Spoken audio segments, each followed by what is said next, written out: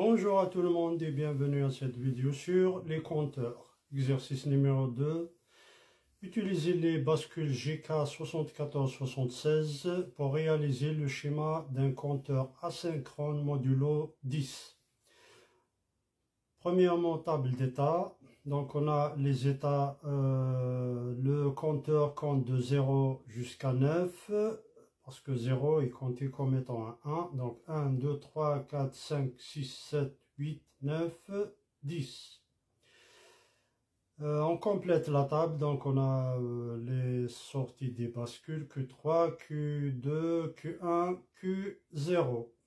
On a 0, 1, 0, 1, etc. Là on complète pour Q1, double 0, double 1, double 0, etc.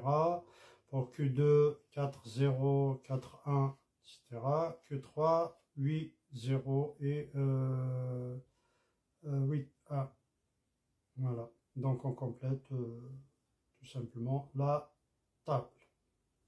Là, quand on arrive à 9, donc le compteur doit revenir à 0. Donc au lieu qu'il passe à 10, c'est-à-dire 1, 0, 1, 0, qu'est-ce qui va se passer? Là, pour la bascule Q0, la bascule reste à 0. Et là, au lieu qu'il passe à 1, donc le 1 est forcé à 0. Et là, 0, donc ça reste à 0. Et pour 1 sera forcé à 0. Et on aura à la fin 0, 0, 0, 0. Donc c'est le même état que le premier, 0, 0. Ensuite, table d'état simplifiée. Donc on a Q état présent et Q plus état futur. Pour 0, 0, la bascule GK, les entrées de la bascule, donc GK, 0x. Pour 0, 1, c'est 1x, c'est la mise à 1. Et là, 1, 0, c'est la mise à 0, donc x1. Et pour 1, 1, c'est x0. Donc x prend soit 1 ou bien 0. L'étape suivante, donc les tables de transition des bascules. On a 4 bascules, donc on a besoin de 4 tables de transition.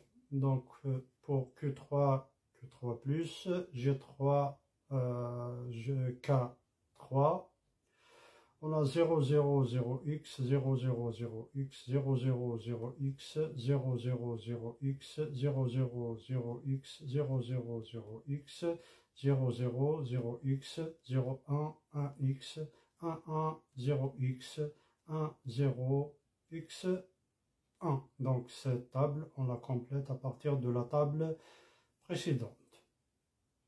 On fait pareil pour Q2, donc on trouve 0, 0, 0x, 0, 0, 0x, 0, 0, 0x, 0, 1, 1x, 1, 1, 0x, 1, 1, 0x0, 1, 1, x0, 1, 0, x1, 0, 0, 0x, 0, 0, 0x.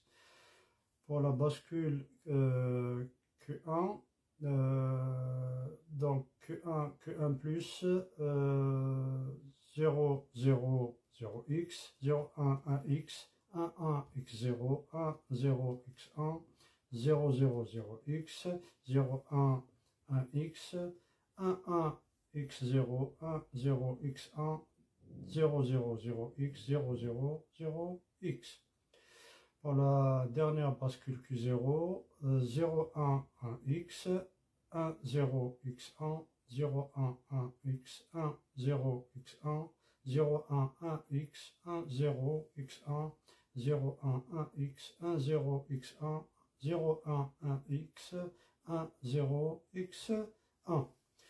L'étape suivante, c'est les équations d'excitation des bascules. Donc à partir de la table de Q0, on peut tirer immédiatement les équations de G0 et Q0 parce qu'on n'a que des 1 et des x. Donc on peut faire le regroupement ici des 1 et x, et ça donne 1.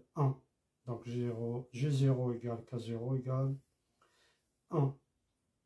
Pour la table, pour l'équation de G1, donc un petit rappel sur la position des chiffres sur la table. Donc pour 0, 0, 0, 0, c'est 0, 0, 0, 0, 1, c'est 1. Ensuite, on saute cette case. On va ici 2, ensuite 3. On revient ici 0, 1, 0, 0, c'est 4. Ensuite 5. Et on saute cette case 6. Et on revient ici 6, 7. Par la suite, ici, on saute carrément cette ligne. On va ici 1, 0, 0, 0, c'est 8. 9. Ensuite, on saute la case ici. On va ici, c'est 10. On revient ici, c'est 11. On revient à la ligne qu'on a laissée tout à l'heure. Donc, 1, 1, 0, 0, c'est 12. Et là, c'est 13. Par la suite, on saute également cette case. On va ici, c'est 14. Et on revient ici, c'est 15. 1, 1, 1, 1, c'est 15. On complète donc cette table de transition pour G1. G1, on est là. Donc, on va juste reporter ce qu'on a ici dans cette table de Carnot. Donc, on fait le regroupement des 1 avec des x. Donc, attention, là, à partir de 9, les états 9, 10, 11 jusqu'à 15, on complète la table avec des x.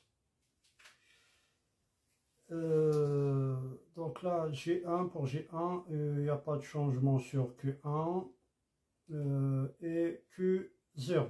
Donc ici c'est 1, 1, là 0, 0. Donc au final, l'équation de G1, c'est Q1, Q2 bar.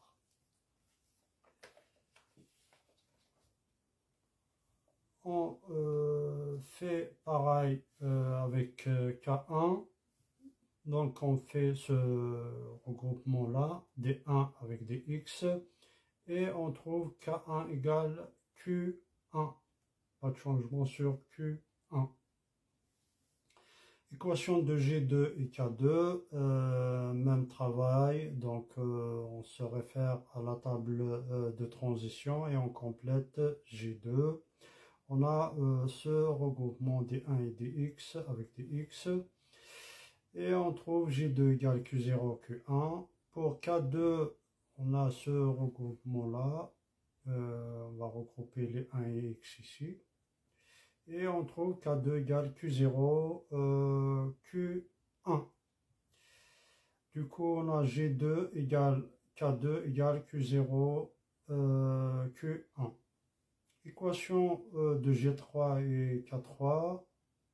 Même procédé, on trouve G3 égale Q0, Q1, Q3. Pour K3, on prend ce groupe-là, ce regroupement, donc on trouve K3 égale Q2. Pas de changement sur Q2. Et enfin, on trace le schéma logique. Donc on a 4 bascules GK, G0, K0, G1, K1, G2, K2, G3, K3. Et les sorties des bascules Q0, Q bar, sortie inverseuse. Donc là c'est Q, là c'est l'inverse, c'est Q bar. Là, c'est Q0, Q1, Q1 bar, Q2, Q2 bar, Q3, Q3 bar. Et on a, donc là, les bascules sont sur le front descendant, donc on veut que ce soit sur le front montant. On branche un inverseur, donc une porte inverseuse, et l'horloge. Chaque bascule doit être branchée à la ligne de l'horloge, à l'entrée horloge. C'est pour ça qu'on l'appelle compteur asynchrone. Voilà, donc le reste du schéma, c'est à partir des équations complètes avec des ports uniquement.